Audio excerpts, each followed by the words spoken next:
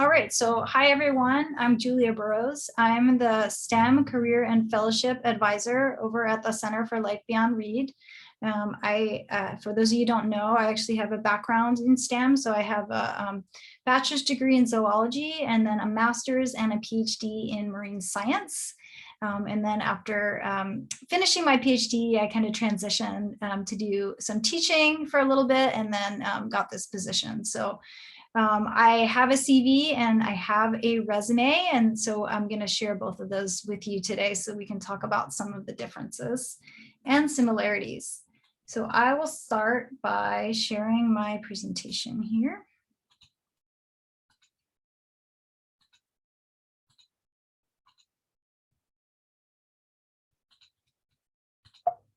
All right. So if you do have any questions during the presentation, feel free to ask them. Keep in mind, it will be recorded. I can edit that out, or you can type them in the chat so you don't forget, or you can just hold them to the end. So anyway, would work just fine with me. Okay, so today, this is an outline of what I'm going to be talking about. So we'll talk about what is a CV, and then how is a CV different than a resume? Then I'll show you the example of my CV and my resume so you can actually picture what some of the differences are. We'll talk about some of the section headings for each.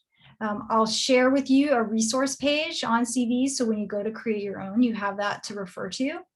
And then I'll take any questions that you might have. And then at that point, we're gonna go into smaller breakout rooms and get started on the CV if you haven't already, or work on improving your CV. And then we'll kind of regroup briefly at the end. All right, so what is a CV, or what does it stand for? So a CV is Latin for the course of one's life. So essentially, it's a detailed account of your work experience, professional training, an educational background, research and teaching experience, publications, presentations, grants, fellowships, and more. It's used specifically in academia to apply to research positions, to apply for grants, for graduate school and faculty positions, okay? So it's generally not used out in the real world. That's the case where you would use a resume. However, there's one little nuance. I'm getting more and more students interested in graduate school and work in Europe. And so in Europe, a CV is more of a general term that's used instead of a resume. So in these cases, you should differentiate between an academic CV and a non-academic CV in Europe. But here in the US, we have a resume and we have a CV, and I want to make sure you all understand the differences. Sometimes the applications will ask for either, and in that case, you want to present the format that is going to best showcase your skills, and we'll talk about that. Okay, so how does a CV differ than a resume? So the main focus of a resume is to construct a professional identity, whereas the main focus of a CV is to construct a scholarly identity. So you can see very similar, but a slight difference, professional versus scholar. A resume is a brief summary of your experience and skills most relevant to a particular position, whereas a CV is a detailed, complete history of your academic accomplishments. So resumes are always shorter than CVs. A resume is 1 to 2 pages in length, 1 page at your stage in your career. At my stage, my resume is 2 pages, whereas a CV has no length limit. So my CV, I think, is 5 pages. Your CV is probably going to be a couple pages, maybe 3 or 4, okay? For a resume, the content varies by position. So your experiences bullets are tailored specifically to the job announcement, whereas on a CV, most content stays for all positions. And what you normally do is you rearrange and expand on sections to highlight certain qualifications. And then finally, a resume you usually update when you're applying for positions, versus a CV is more of a living document that you should update frequently. So like, even if you're not applying for something and you just received an award, you want to add that on there, because chances are you're going to forget about that when the time comes for you to actually send your CV off. So I've found if I don't add stuff, then I miss things, and then you want to make yourself, appear as successful as possible. So let me just make sure I didn't forget anything on this slide. Okay, so yeah, we'll talk about this, but as far as rearranging the order of things on the CV, like for STEM student support jobs that I've applied to, you'll see I put that first on my CV, versus if you are applying for a research position, I would put my research experience first. Or if it's a position that's more teaching focused, like at a school like Reed, I might put my teaching experience first. So that just gives you a sense for how you can rearrange different sections on your CV. Okay, so speaking of sections, here are some differences in the sections between a resume and a CV. So resumes all should have your name and contact information, and actually that's exactly the same with the CV. Resumes should have your education, CV should have your education. And then resumes all have some type of experience section. CVs, on the other hand, generally have experience broken down into smaller subheadings. So a CV will have a research experience section, and it should have a presentation and publication section if you have them. I know some of you don't have them yet, and that's okay. For resumes, a lot of times we encourage students to put skills. So this would be your hard, tangible skills, things you can learn, languages, laboratory skills, software, right? Computer skills. You can also have an award section or a project section, like for class projects. On CV, your section headings can be much more extensive, and that makes sense. There's no length limit on a CV, right? So oftentimes people have research interests at the top of their CV. If you have any teaching, so this is tutoring, grading, right? Any of these things, this will go into our teaching experience section. Sometimes you want to put other professional experience if there's work that you've had that is related but doesn't necessarily fall under teaching or research. You may want to consider an awards, honors, grants, and fellowship section. You may want to have a skills section, just like a resume. Professional affiliations is something else that's often contained on a CV. So this is any organizations that you may be a part of, like the American Statistical Society or something like that. You want to put university and community service if you have any on a CV. So if you're on the J board, or if you're an HA, a housing advisor or something like that, that's counts as university service. And then you could also list any professional development that you've had. And sometimes you can put your references on a CV. So let's take a look at two documents side by side. So these are both, this is my resume and my CV. So this is the resume that I used when I applied for this position. And then this is an older CV that I've had. And I just want to see, well, actually, you all can tell me, do you see any differences between these two documents? Like, oh, and feel free to write in the chat too if you're not super comfortable with speaking out. Here, let me pull it up in the chat. Okay, I've got the chat up. So like, check out the education section. Any differences there?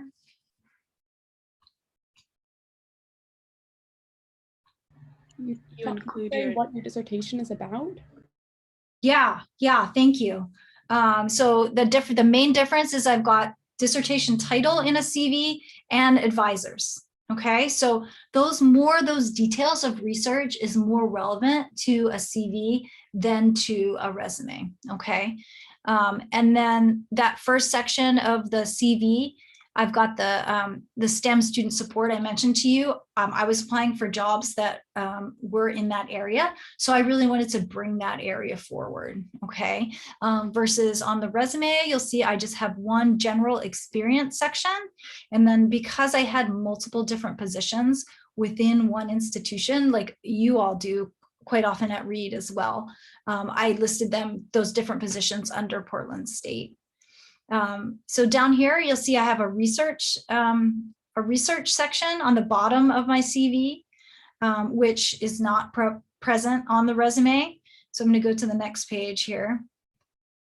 So this is just a continuation of my, the resume here is just a continuation of my research, of my experience, whereas the CV, I've got a teaching. So I've got research experience, and then I've got teaching experience. So it's subdivided versus all of those are clumped together in experience section under resume, okay? And then on my resume, instead of skills or projects or honors and awards, I chose to have a professional service section because that's really what I wanted to showcase when I was applying for this job. But you'll see that's the end of my resume, okay? And then the CV keeps going. So on the CV, I've got peer-reviewed publications, and you'll notice, we'll talk more about these sections in detail, but you'll notice that this is the format, a regular citation format, like at the end of the paper, right? With the hanging indent.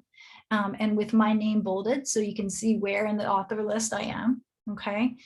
And then conference presentations, I have in the same format, and we'll talk again in a little more detail about how to list your conference presentations. And keep going here, more conference presentations, and then I have a professional service section. And then I've got fellowships and awards section. And then I chose to include a professional development section. So a few workshops and conferences I attended that I really wanted to highlight. And then I had some other experience. So I created an informal science education section, okay? Because I wanted to say, like, I worked as a naturalist. I worked as a marine biologist on whale watching trips, but that's way down at the bottom, right? Because that's less relevant, but it was still relevant because my dissertation was in marine mammal ecology.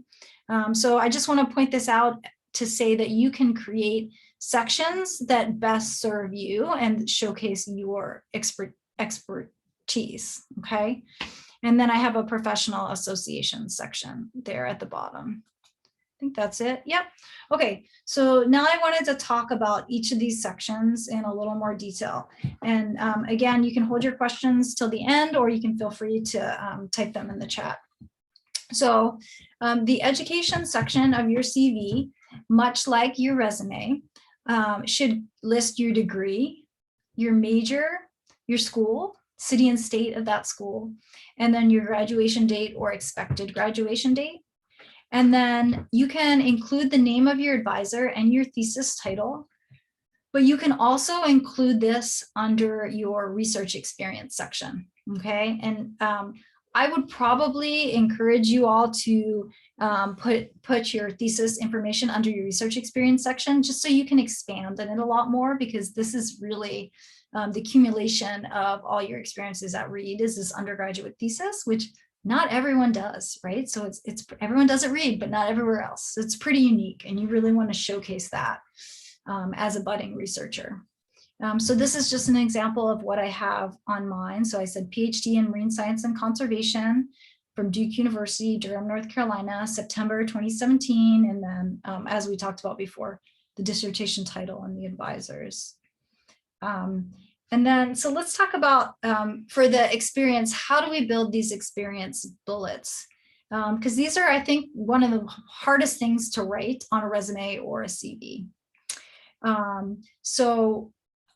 do want to point out that for a CV, you don't necessarily have to use bullets. You can actually write sentences in a paragraph form.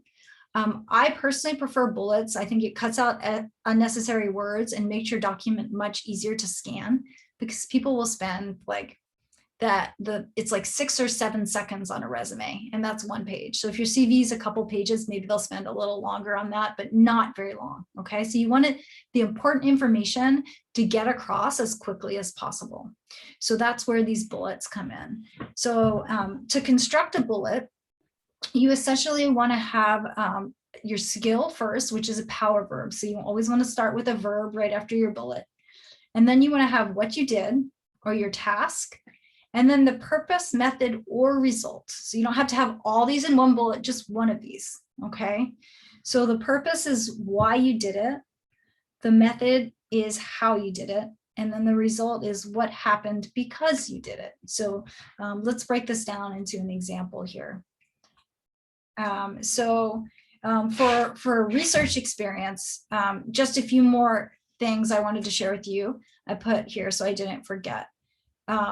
So parallelism is important, parallelism. So that just basically means keep the structure of phrases consistent throughout your document. Only include work experience if it's relevant to your academic discipline.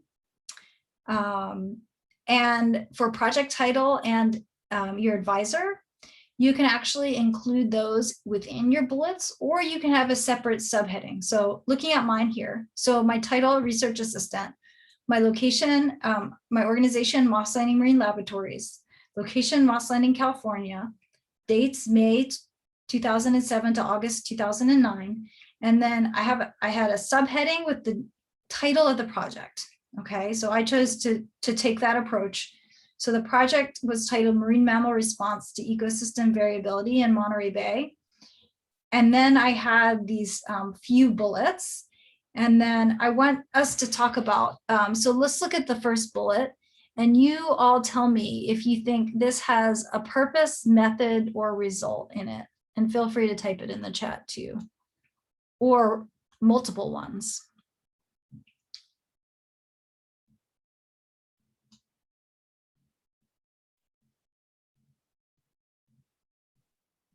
So for skill in that first bullet point, it would be like the distance sampling techniques, right? Yeah, thanks for pointing that out. So the skill is the distance sampling. So the skill, then that's probably a method, right? So that's how I did it.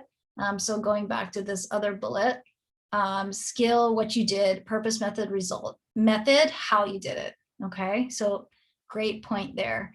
Thank you. And I went the wrong way. Okay, and then purpose as well. For a 10-year data set of marine mammal line transect surveys. So I would say in that first bullet, I have the purpose and the method in there. And then what about this last bullet? Take a look at that and tell me what, if you think I have purpose, method, or result in that one. You know, a result is that it got published in a journal. Perfect. And what about methods? Is that in there?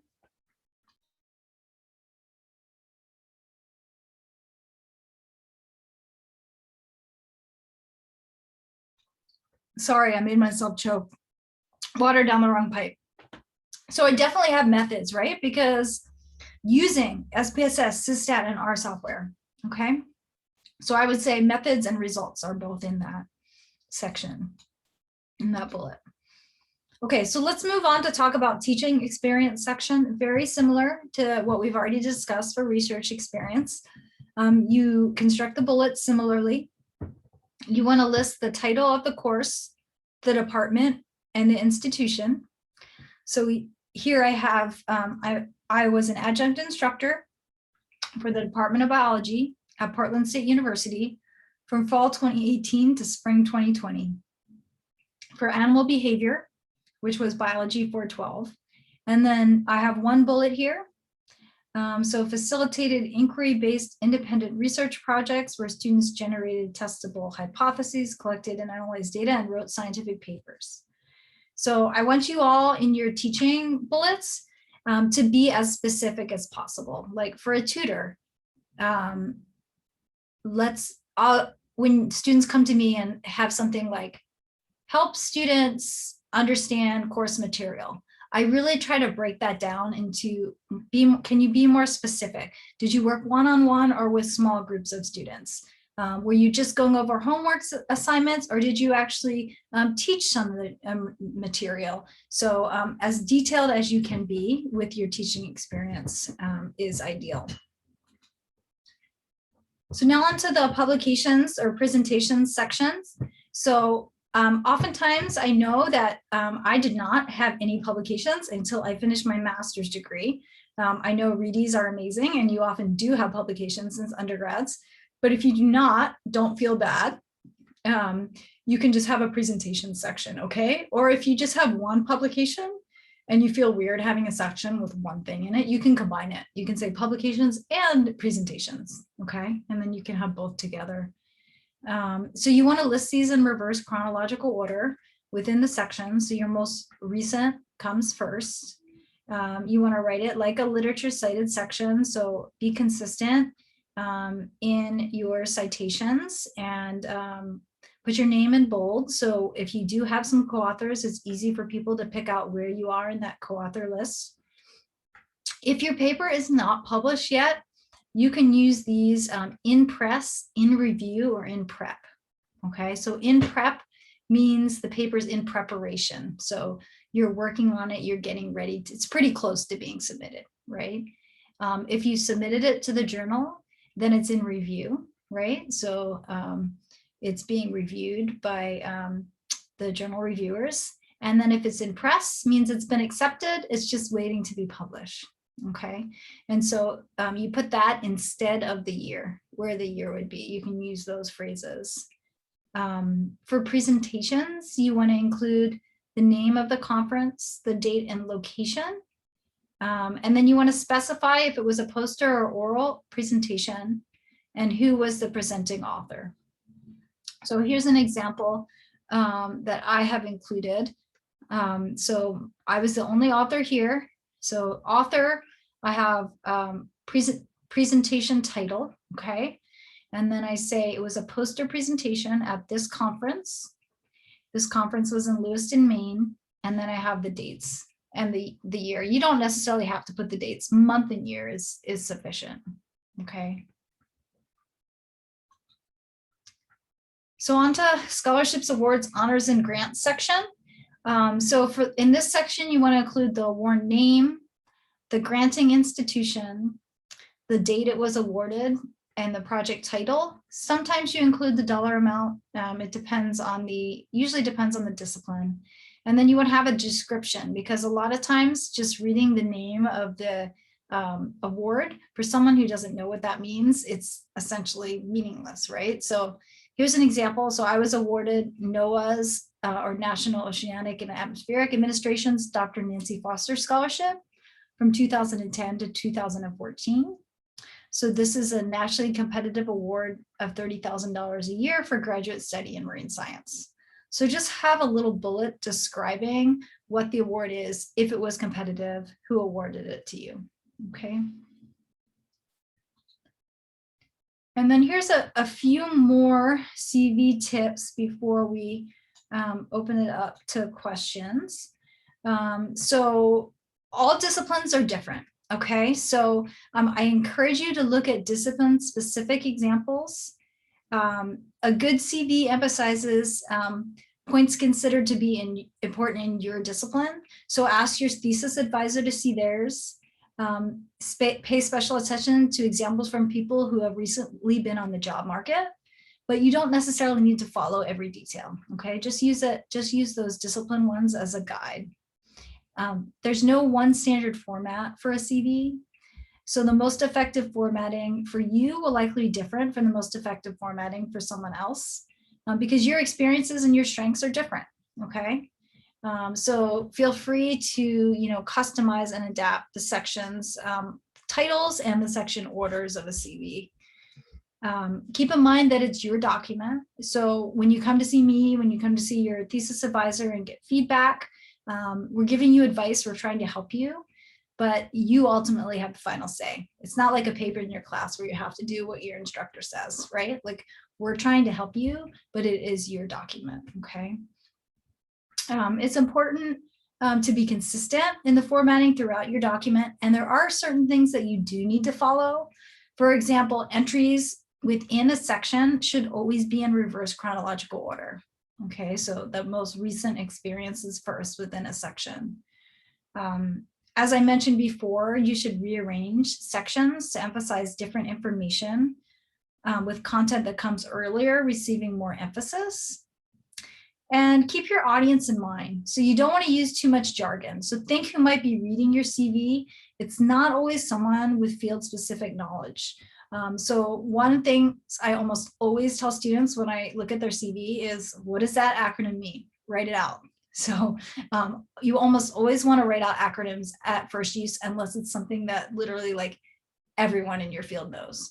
Like for my example, I didn't write out STEM, student support, because everyone in higher education is going to know STEM. Okay. Okay, so I'm gonna share these with you all so you don't have to write them down, but I just wanted to give you some resources. There's a book here, and then there's a lot of different websites that you can use. There's some this URLs to some examples. And then I want to open it up to any questions. So I'm gonna stop the recording now, so hopefully you all will feel a little more comfortable asking questions.